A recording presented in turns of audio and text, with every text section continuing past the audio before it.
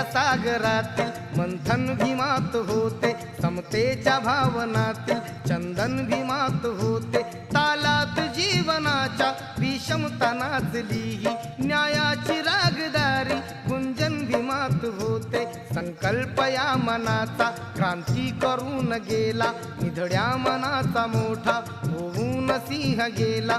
दिपविले कैक ज्ञानी माझ्या धुरंधराने, इतिहास घडविला माझ्या युगंधराने। ही आस नाही केली श्रीमंतीच्या धनाची, फुलविली बाग ऐसी येथे परिश्रमाची।